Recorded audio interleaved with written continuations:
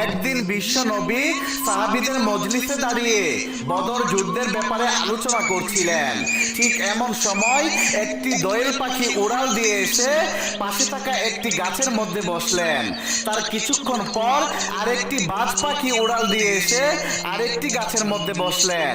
দোয়েল পাখিটি তারপর নবীজিকে সালাম জানিয়ে বললেন, ইয়া রাসূল আল্লাহ, ইয়া হাবিব আল্লাহ, আল্লাহর নবী গো, আজকে সকাল থেকে এখন পর্যন্ত এই বাজ পাখিটি আমাকে দৌড়াচ্ছে আমাকে ছিঁড়ে খাওয়ার জন্য।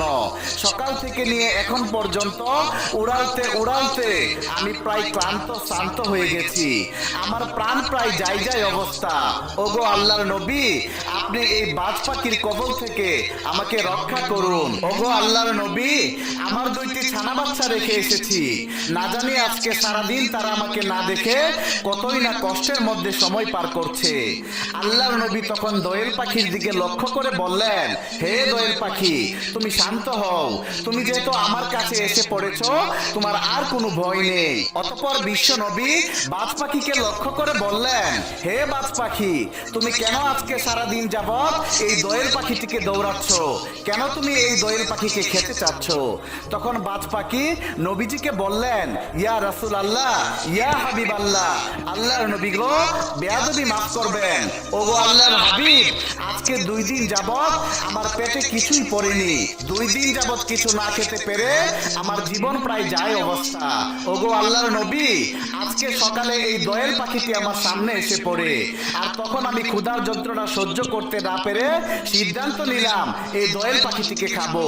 তাই আমি সকাল থেকে এই পর্যন্ত দোয়েল পাখিটিকে খাওয়ার জন্য দৌড়াচ্ছি। তখন বিশ্ব নবী বাজ পাখিকে বললেন, হে বাজ পাখি, তুমি যদি এই দোয়েল পাখিটিকে খেয়ে ফেলো, তাহলে এই দোয়েল পাখির ছোট ছোট ছানা বাচ্চাগুলার কি হবে? একবার চিন্তা করে দেখেছো? বাজ পাখি তখন বললেন, ইয়া আল্লাহর হাবিব, ক্ষুধার যন্ত্রণায় আমার মাথা ঠিক ছিল না, আমি কোনো ভেবে পাচ্ছিলাম না যে কি করলে আমার ক্ষুধার যন্ত্রণা নিবারণ হবে। আমি 2 দিন যাবত কোনো কিছু না খেতে পেরে, সামনে কোনো আধার না পেয়ে এই দোয়েল পাখিটিকে দেখে আমার মাথা নষ্ট হয়ে গিয়েছিল, কখন আমি দোয়েল পাখিটিকে খাবো, আমার ক্ষুধা নিবারণ করব। আল্লাহর নবী গো, আপনি এখন বলে দিন আমার ক্ষুধা কি করলে নিবারণ হবে? তখন আল্লাহর নবী বাজ পাখিকে বললেন, হে বাজ পাখি, তুমি শান্ত হয়ে বসো, তোমার ক্ষুধা নিবারণের ব্যবস্থা আমি রাসূল করব। অতঃপর বিশ্ব নবী দোয়েল পাখিকে লক্ষ্য করে বললেন, হে দোয়েল পাখি, তোমার কোনো ভয় নেই, তুমি এখন খুশি মনে তোমার বাচ্চাদের কাছে ফিরে যেতে পারো। আমি কথা দিচ্ছি এই বাজ পাখি আর তোমার পিছু কখনো নিবে না। আল্লাহর নবীর মুখে এমন কথা শোনার পর দোয়েল পাখি খুশিতে আত্মহারা হয়ে নবীজিকে বললেন, ইয়া রাসূল আল্লাহ, ইয়া হাবিব আল্লাহ, আল্লাহর নবী গো, আপনার মুখে এমন কথা শোনার পর আমার আর কোনো ভয় রইল না, আমি এখন নির্ভয়ে আমার বাচ্চাদের কাছে ফিরে যেতে পারবো। এই বলে দোয়েল পাখি বিশ্ব নবীকে সালাম জানিয়ে উড়াল দিয়ে তার গন্তব্যের দিকে চলে গেলেন। এদিকে বাজ পাখি বসে আছে বিশ্ব নবীর দিকে তাকিয়ে। নবীজি তখন বাজ পাখিকে বললেন, হে বাজ পাখি, তোমার তো অনেক ক্ষুধা, তুমি একটা কাজ করো, তুমি তোমার ঠোঁট দিয়ে আমার 2 গাল থেকে 2 টুকরো মাংস খেয়ে নাও, তাহলে বাকি জীবন তোমার আর কোনো ক্ষুধা লাগবে না। বাজ পাখি তখন নবীজিকে লক্ষ্য করে বললেন, ইয়া রাসূল আল্লাহ, ইয়া হাবিব আল্লাহ, আল্লাহর নবী গো, আপনার এই চাঁদ মাখা সুন্দর চেহারা দেখে আমি বাজ পাখির সমস্ত ক্ষুধা নিবারণ হয়ে গেছে। আল্লাহর নবী গো, আমি বাজ পাখি কলিজা ঠান্ডা হয়ে গেছে। ওগো আল্লাহর হাবিব, আপনার চেহারা থেকে আমার গোশত খেতে হবে না, আপনার চেহারা দেখে, আপনার চাঁদ মাখা মুখ দেখে আমি বাজ পাখির সমস্ত ক্ষুধা নিঃশেষ হয়ে গিয়েছে। ওগো আল্লাহর রাসূল, আপনার চাঁদ মাখা মুখ দেখে আমি এতটাই আত্মতৃপ্তি পেয়েছি যে আমার মনে হচ্ছে বাকি জীবন আমার আর কোনো ক্ষুধাই লাগবে না। অতঃপর বাজ পাখি বিশ্ব নবীকে সালাম জানিয়ে উড়াল দিয়ে চলে গেল দূর আকাশের দিকে। সুবহানাল্লাহ, সুবহানাল্লাহ। একদিন আবু জাহেল বিশ্ব নবীর কাছে দৌড়ে এসে বললেন, বাতিজা মুহাম্মদ, তুমি তো নিজেকে আল্লাহর নবী বলে দাবি করো, তাহলে তুমি বলো তো দেখি আমার হাতের মুঠোর মধ্যে কি আছে? যদি তুমি বলতে পারো তাহলে আমি কথা দিচ্ছি আমি এক্ষুনি তোমার কালেমা পড়ে মুসলমান হয়ে যাব। বিশ্ব নবী তখন চিন্তায় পড়ে গেলেন।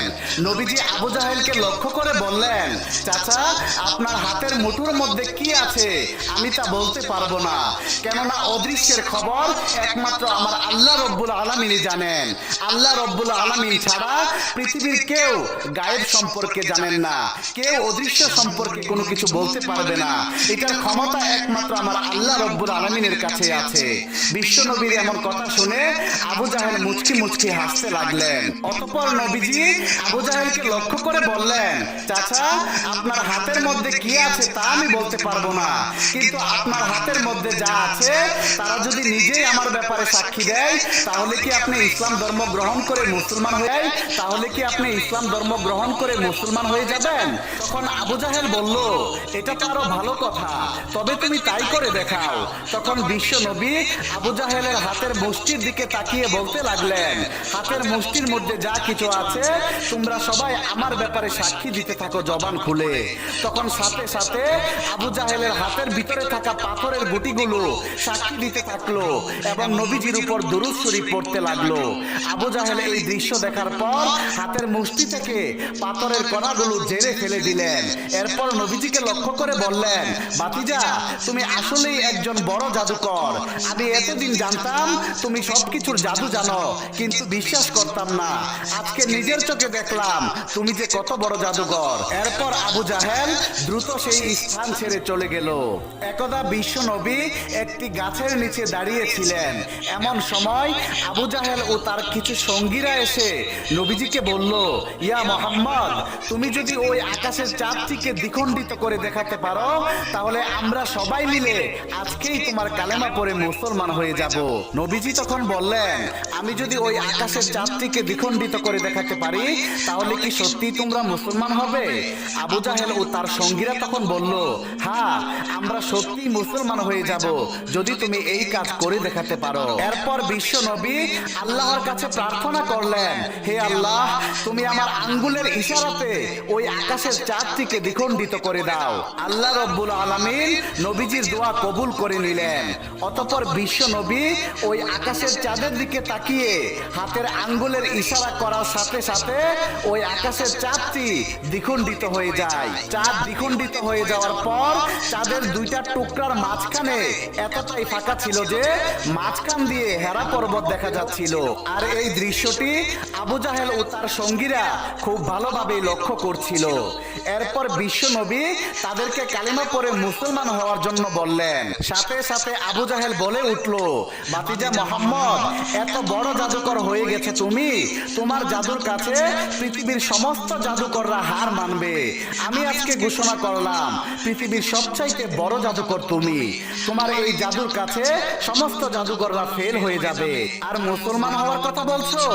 আমরা তো কোনো জাদুকরের হাতে হাত রেখে তার কালেমা পড়ে মুসলমান হতে পারি না। এইসব কথা বলতে বলতে আবু জাহেল ও তার সঙ্গীরা সেই স্থান থেকে প্রস্থান করলো। আসলে আল্লাহ রব্বুল আলামিন আবু জাহেলের ভাগ্যে মুসলমান হওয়াটা লিখেই রাখেনি।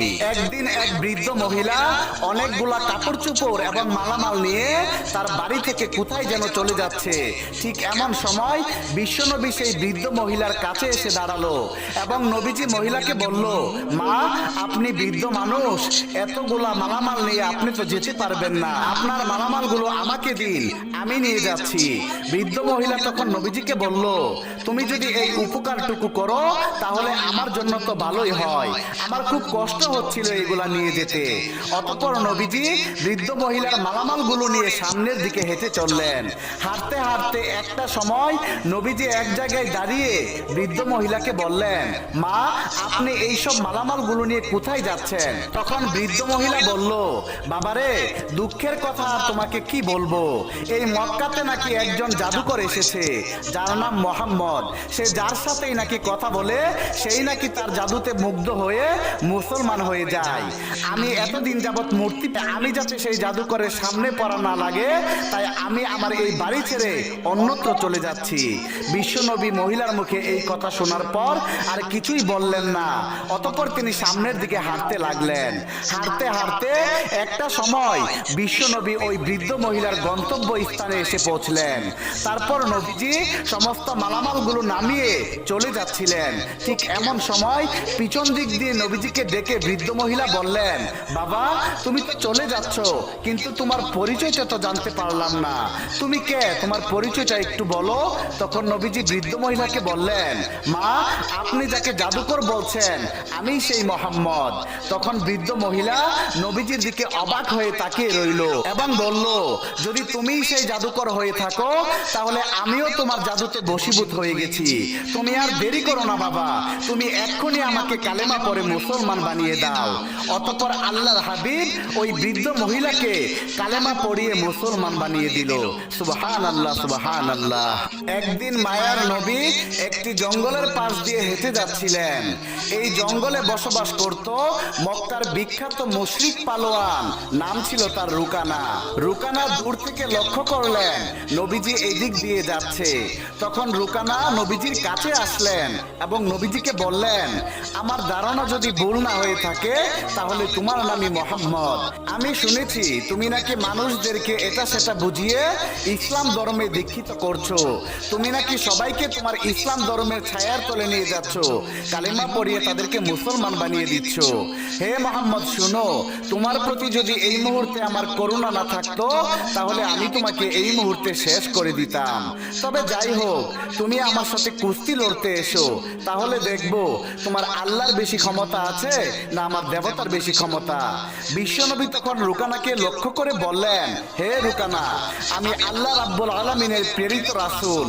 আল্লাহ রাব্বুল আলামিন আমাকে দুনিয়াতে পাঠিয়েছেন মানুষদেরকে হেদায়েত করার জন্য এবং মানুষদেরকে সঠিক পথ দেখানোর জন্য। ইসলাম ধর্ম হলো সর্বশ্রেষ্ঠ ধর্ম। এই ধর্মে যারা আসবে, যারা কালেমা পড়ে মুসলমান হয়ে ইসলামের ছায়ার তলে বসবাস করবে, তারা ইহকাল এবং পরকাল উভয় জাহানে সুখে শান্তিতে বসবাস করতে পারবে। রুকানা শোনো, তুমি যে কুস্তি লড়ার কথা বলেছো, আমি তোমার সাথে কুস্তি লড়তে সব সময় প্রস্তুত আছি। বিশ্বনবীর এমন কথা শুনে পালোয়ান রুকানা হতবাক হয়ে গেলেন। রুকানা তখন নবীজিকে বললেন, হে মোহাম্মদ, তুমি কি জানো তুমি কি বলছো? তোমার কথা শুনে আমি অবাক না হয়ে পারছি না। মক্কার এমন কোনো পালোয়ান নেই, এমন কোনো কুস্তিগীর নেই যাদেরকে আমি পরাজিত করিনি। কেউ আমার সাথে কুস্তিতে লড়ে জিততে পারেনি। এখন তো কেউ আমার ভয়ে আমার সাথে কুস্তিতে লড়তেই চায় না, আর তুমি কিনা বলছো আমার সাথে কুস্তিতে লড়বে। আচ্ছা ঠিক আছে, তাহলে এখনই কুস্তি হয়ে যাক, দেখি তোমার বাহুতে কত শক্তি আছে। বিশ্বনবী তখন বললেন, রুকানা তুমি চাইলে এখনই কুস্তিতে লড়তে পারো, আমি প্রস্তুত আছি। তারপর রুকানা নবীজিকে বললেন, ঠিক আছে, আমি এক্ষুনি তোমার সাথে কুস্তিতে লড়তে চাই। শুরু হয়ে গেল কুস্তি। বিশ্বনবী প্রথম ধাক্কা দিতেই রুকানা চিত হয়ে মাটিতে পড়ে গেল।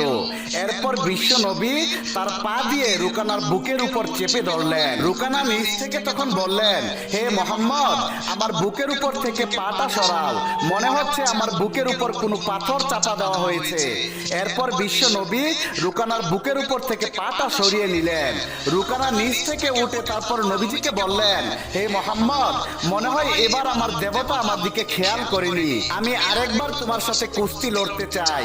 বিশ্বনবী এবারও রাজি হয়ে গেলেন। শুরু হলো দ্বিতীয়বারের মতো কুস্তি। এবারও নবীজি প্রথম ধাক্কা দিতেই পালোয়ান রুকানা আবারও চিত হয়ে মাটিতে পড়ে গেল। রুকানা তখন আবারও বলতে লাগলেন, হে মোহাম্মদ, আমার মনে হচ্ছে আজকে আমার দেবতা আমার দিকে ভালোভাবে খেয়াল করছে না, তোমার আল্লাহ তোমাকে সাহায্য করছে, মনে হচ্ছে আমার দেবতা আমাকে পুরোপুরি সাহায্য করতেছে না।